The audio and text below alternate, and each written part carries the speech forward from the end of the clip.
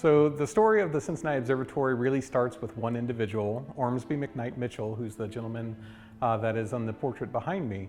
Ormsby actually was raised in Kentucky. He got a job at Cincinnati College, what would eventually become University of Cincinnati. And while he was there, he was teaching astronomy courses. He actually started to give public lectures in downtown Cincinnati. And those lectures very quickly grew to the point where you had 1,000 or 2,000 people showing up to those lectures.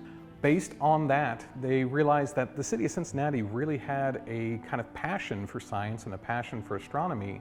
And so some of the elite of Cincinnati got together and formed the Cincinnati Astronomical Society. And that group had the mission of building a world-class observatory here in Cincinnati.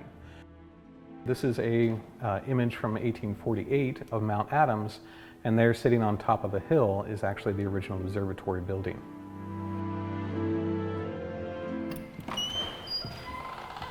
This is the original 1845 telescope.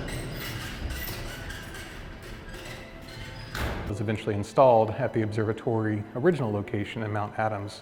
So this is still the telescope that we use for a lot of our public programming. We have field trips, so K through 12 field trips that come through all the time. Even though it's turning 180, it still works perfectly well. Pointed by hand, as you can see. Depending on where you're looking at objects in the sky, you sometimes have to flip the telescope, which is kind of a fun maneuver.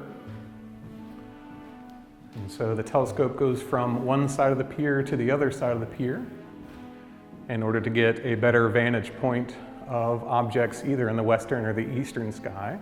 Mitchell was able to carry out observations from down close to Cincinnati for a few years after the initial development of the observatory. Pollution became a big problem for downtown Cincinnati and actually started to hinder observations at the observatory by the end of the 1850s. Based on that, they actually chose to move the observatory out of the city, and in 1873, that's when we assumed our location here in Mount Lookout.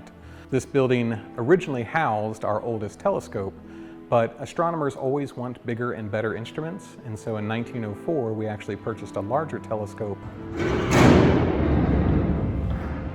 We can open the dome and rotate the dome all just by manual crank. And the telescope itself actually has a clockwork drive that allows us to crank it up, and it operates and tracks the sky, tracks the stars or the planets that you might be looking at, all without the use of electricity. We have always had a history of having the observatory and the telescopes available to the public. That was something that Mitchell, all the way back in the 1840s, would pause his work in order to have folks come and look at the moon, look at Saturn through the telescope. And it's true today. We have our telescopes open to the public regularly on a weekly basis for events to share that view of the sky with everyone.